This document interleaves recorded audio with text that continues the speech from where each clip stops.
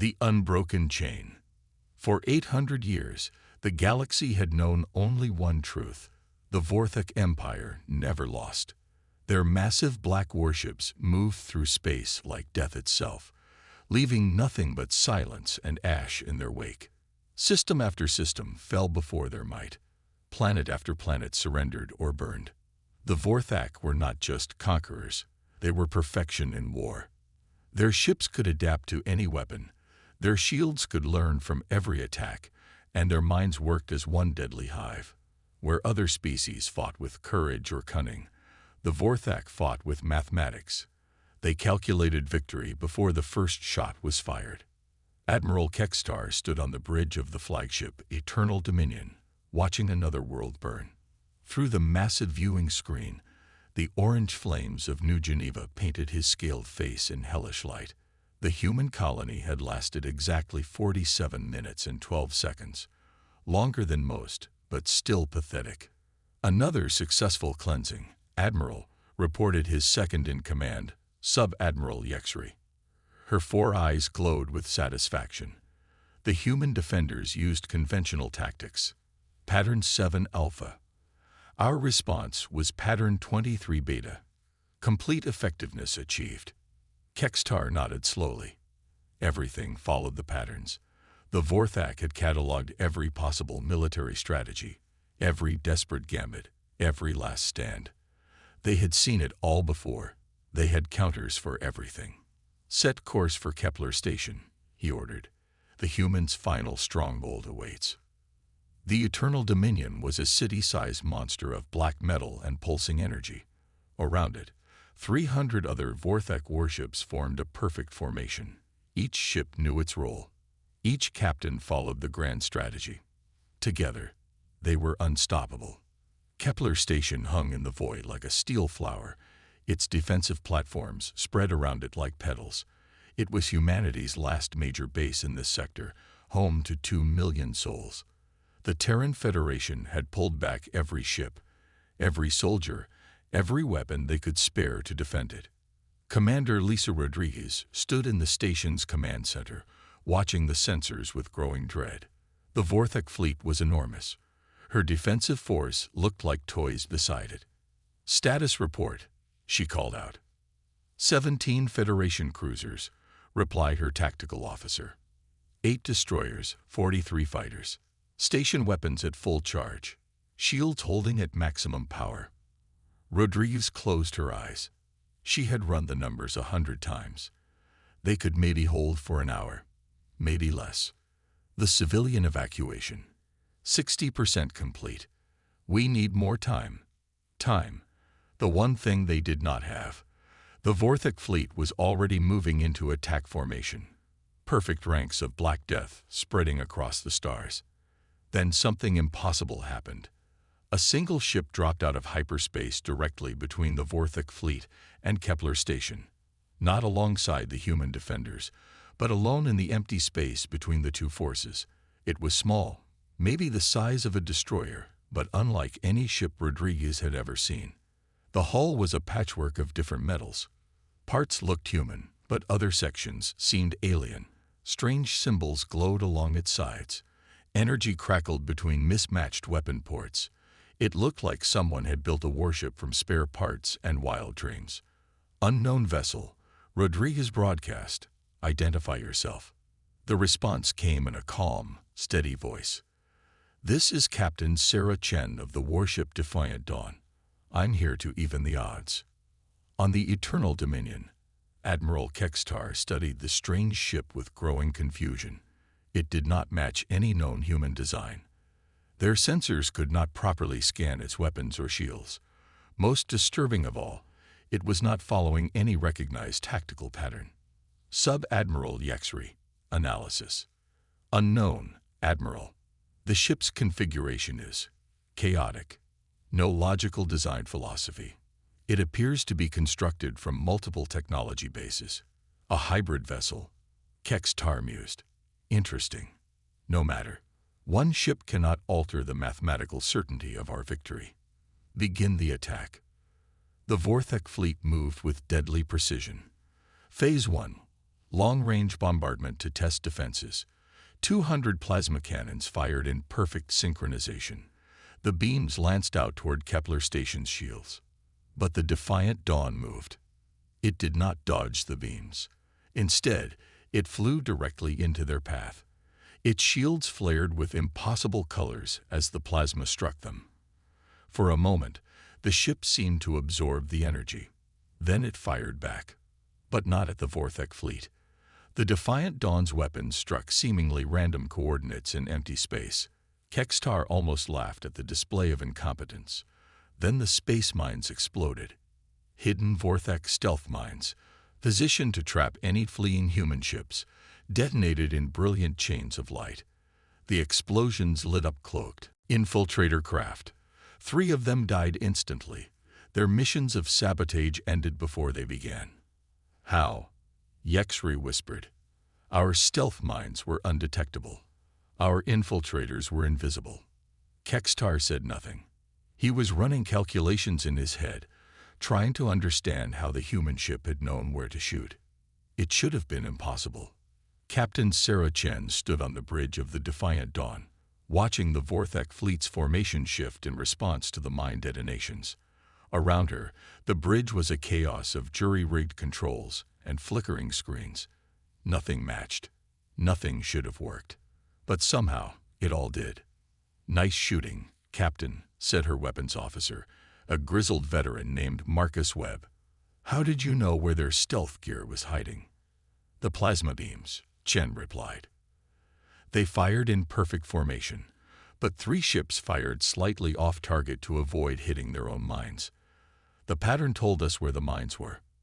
Her crew exchanged glances. That was pure guesswork. Brilliant guesswork, but still a gamble that could have failed catastrophically.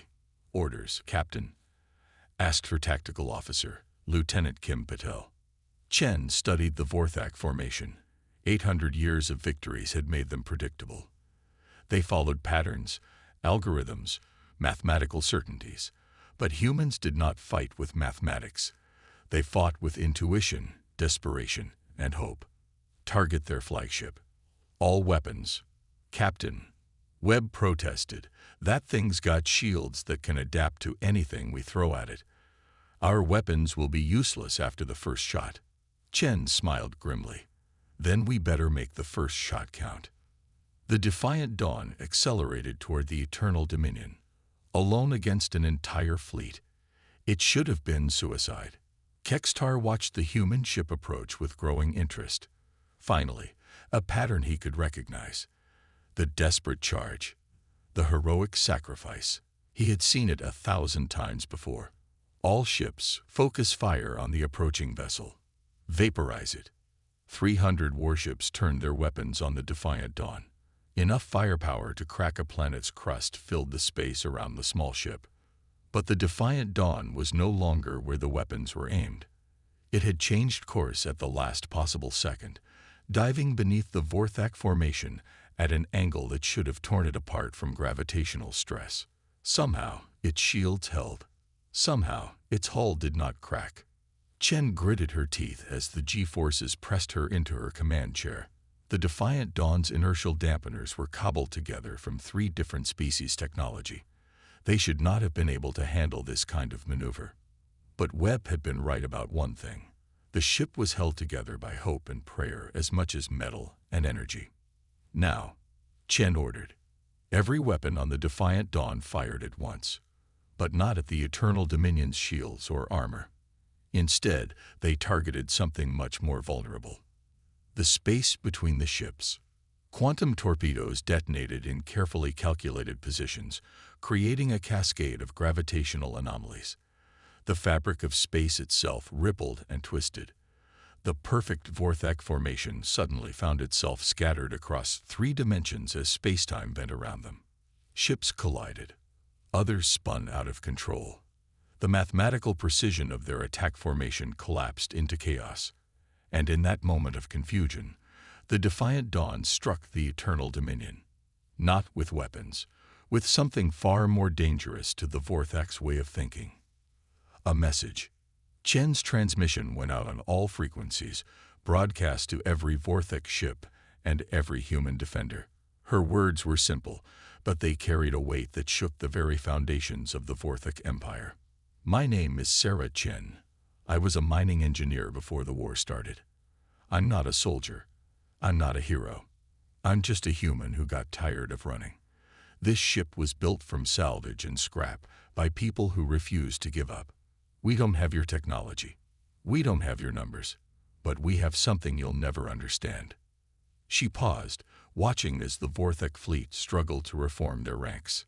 We have the ability to do the impossible when everything depends on it. The Defiant Dawn's engines flared with impossible brightness. The ship began to change, its patchwork hull shifting and rearranging itself. Weapon ports moved. Shield generators realigned. The ship was literally rebuilding itself in the middle of combat. Kextar stared in shock. No ship could do that. It violated every known principle of engineering and physics.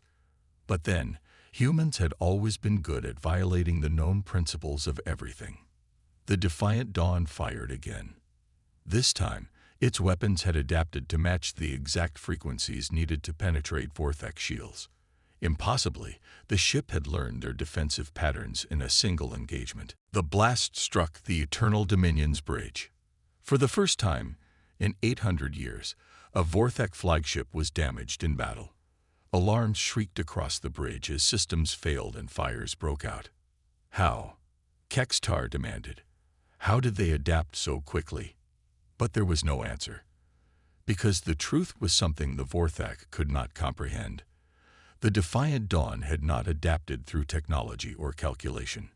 It had adapted through pure human stubbornness and the refusal to accept that something was impossible. Chen watched as the Vorthak fleet began to pull back, their perfect formation broken. For a moment, she allowed herself to hope. Maybe they had actually done it. Maybe they had achieved the impossible. Then her sensors detected the energy buildup in the Eternal Dominion's main weapon. The planet killer cannon was charging to fire. The human element. Sarah Chen had not always been a starship captain. 3 years ago, she had been crawling through the ventilation shafts of asteroid mining station Echo 7, fixing broken air recyclers and complaining about the coffee. Her biggest worry had been whether the ore quotas would be met on time. Then the Vorthak came. Echo 7 had been one of the first human settlements to fall. Chen had watched from an escape pod as her home exploded into fragments and dust. 200 miners, engineers, and their families had died in less than 10 minutes. The Vorthak fleet had not even slowed down. But Chen had not run to the inner systems like most refugees. Instead, she had drifted in her escape pod for 3 days, studying the wreckage and thinking. The Vorthak ships had moved with perfect precision, but they had also moved with perfect predictability. They'd followed patterns, rules, mathematical certainties. Humans were not mathematical. Humans were chaotic, unpredictable, and utterly illogical when desperate. That was when Chen had her first impossible idea. The Defiant Dawn had been born in the wreckage of a dozen different battles. Chen had gathered other survivors, other refugees who refused to run. Engineers from destroyed colonies, soldiers from shattered fleets, scientists whose research stations had been vaporized. Together, they had built something that should never have worked. The ship's hull was pieced together from Terran destroyers, Altarian pleasure craft, and even salvaged Vorthak armor plating. Its weapons came from 5 different species. Its engines were a hybrid of human fusion drives and mysterious alien technology they had found drifting in a dead system. Most importantly, its computer systems were completely unlike anything the Vorthak had ever encountered. Instead of following programmed logic, the Defiant Dawn's AI was designed to learn, adapt, and make intuitive leaps based on incomplete information. It thought like a human rather than a machine. Now, facing the charging planet killer cannon, Chen felt the weight of every impossible decision that had brought her to this moment. "Captain," Lieutenant Patel called out, "the Eternal Dominion's main weapon will fire in 90 seconds. If it hits Kepler Station, 2 million people die."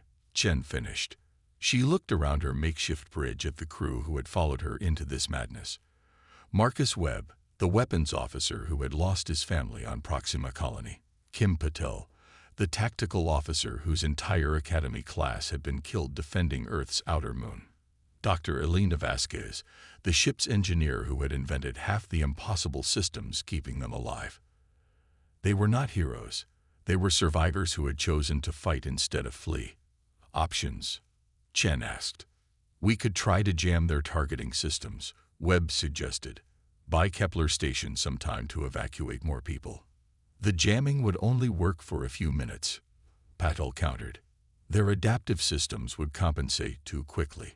Dr. Vasquez looked up from her engineering console. There is one option. The planet killer cannon draws power from their main reactor. If we could overload it somehow. We would need to get inside their shields, Chen said. And their hull is 3 meters of adaptive armor. Our weapons can't penetrate that deeply. No, Vasquez agreed. But we don't need weapons. We need something they won't expect. She pulled up a schematic of the Eternal Dominion on the main screen. The massive ship was a masterpiece of Vorthek engineering, with redundant systems and perfect defensive arrangements. But there was one small flaw in its design. The waste heat exhaust ports, Vasquez explained. They are too small for weapons or boarding pods, but just large enough for a mining probe, Chen realized. She had used similar devices to explore asteroid interiors, small, maneuverable, and designed to penetrate solid matter. Webb shook his head. Even if we could get a probe inside their ship, what then? One small explosion won't stop a planet killer. Chen smiled grimly. We don't need to stop it. We just need to redirect it. On the Eternal Dominion, Admiral Kextar felt something he had not experienced in centuries of warfare. Uncertainty. The human ship continued to defy every tactical analysis. Its movements were random, chaotic, impossible to predict. Worse, it seemed to learn from every exchange, adapting in ways that should have taken months of research and development. Planet killer cannon at 80% charge, reported the weapons officer. Maintain target lock on the human station, Kextar ordered. Once we eliminate their stronghold, this anomalous ship will have nowhere to run. But even as he spoke, Kextar felt a strange unease. Something was wrong with this entire engagement. The human ship was not trying to escape. Instead, it was moving in a seemingly random pattern around the Vorthek fleet, firing at empty space and dodging weapons that were not even aimed at it. Sub-Admiral Yexri, he called. What is the human ship doing? Unknown, Admiral. Our tactical computers cannot predict its next move. Its behavior pattern is chaotic. That word sent a chill through Kextar's scaled spine. Chaos was the enemy of order. Order was the foundation of Vorthek's superiority. For 800 years, they had conquered the galaxy through perfect organization and mathematical precision. Chaos was the one thing they could not defeat because they could not understand it. Planet killer cannon at 95% charge, the weapons officer announced. Fire when ready, Kextar commanded. But the shot never came. Deep in the Eternal Dominion's engine section, a tiny mining probe was doing something that violated every principle of Vorthek engineering. Instead of following the ship's design specifications, it was rerouting power conduits and redirecting energy flows. The probe's AI, modeled on human intuition rather than logical algorithms, was essentially hot wiring the most sophisticated weapon in the galaxy. Dr. Vasquez watched her probe's progress on a screen no larger than her palm. Almost there, she whispered. Just a few more connections. The planet killer cannon reached full charge. But instead of firing at Kepler Station, the massive weapon began to rotate. Slowly at first, then faster. Its targeting systems flickered and changed. What is happening? Kextar demanded. Why is the cannon moving? Unknown malfunction, Admiral. The targeting system appears to be compromised. On the defiant dawn, Chen watched as the Eternal Dominion's main weapon completed its rotation. Instead of pointing at Kepler Station, it was now aimed directly at the heart of the Vorthek fleet. Now, Chen whispered. The planet killer fired. The beam meant to destroy 2 million humans instead tore through 17 Vorthak warships. Explosions lit up the darkness as the most advanced fleet in the galaxy was crippled by its own ultimate weapon. But Chen was not finished. All ships. She broadcast on the human military frequencies. This is Captain Chen of the Defiant Dawn. The Vorthak shields are down. Their formation is broken. If we are going to win this fight, it has to be now. The response was immediate. Every human ship in the system, from the largest cruiser to the smallest fighter, began moving toward the scattered Vorthak fleet. For the first time in the war, they had the advantage. Kextar watched his perfect fleet dissolve into chaos. Ships collided as their formation protocols failed. Captains who had never needed to think for themselves suddenly found their tactical computers offering no solutions. All ships, he transmitted, execute withdrawal pattern Omega-7. But the withdrawal pattern assumed organized ranks and coordinated movement. With their formation shattered and their flagship crippled, the Vorthak fleet could not execute any pattern at all. They were learning what humans had always known. Sometimes there is no pattern. Sometimes there is only chaos, and the side that adapts fastest to chaos wins. The battle lasted another 2 hours. When it was over, the Vorthak Empire had suffered its first defeat in 800 years. More than half their fleet was destroyed or disabled. The rest had fled into hyperspace, carrying news that would shake the galaxy. The unbeatable had been beaten. The impossible had happened. As the Defiant Dawn limped back toward Kepler Station, it told scared and its systems failing, Sarah Chen allowed herself a moment of satisfaction. They had saved 2 million lives. They had proven that human ingenuity could triumph over alien perfection. But the victory had come at a cost. "Captain," Dr. Vasquez called out, "we have a problem. The reactor overloads from the battle have caused cascade failures throughout the ship. We have maybe 20 minutes before total system collapse." Chen nodded calmly. She had known this was a one-way trip from the moment they engaged the Vorthak fleet. The Defiant Dawn had been held together by hope and determination as much as metal and energy. Both were finally running out. "Can we make it to Kepler Station? If we push the engines past their safety limits, yes. But the ship won't survive the docking procedure." "That's all right," Chen said quietly. "We did what we came to do." 15 minutes later, the Defiant Dawn managed to dock with Kepler Station just as its reactor went critical. The explosion that followed lit up the system like a new star, but the station's shields held. All hands were evacuated safely. Captain Sarah Chen died as she had lived in her final years, refusing to accept the impossible. But her legacy lived on. Within days, news of the Vorthak defeat spread throughout the galaxy. Species that had cowered before the Empire for centuries began to whisper of rebellion. The mathematical certainty of Vorthak victory had been shattered by one impossible human ship and its chaotic crew. Within months, the Empire began to crumble. Their rigid hierarchy could not adapt to enemies who refused to follow predictable patterns. Their perfect strategies meant nothing against opponents who succeeded through pure stubbornness and creative desperation. The Vorthak had ruled the galaxy through fear and superiority, but they had never learned to fight hope. And hope, as every human knew, was the most powerful force in the universe. Admiral Kextar survived the battle, but he never recovered from the defeat. In his final report to the Vorthak High Command, he wrote a single sentence that would be remembered long after the Empire fell.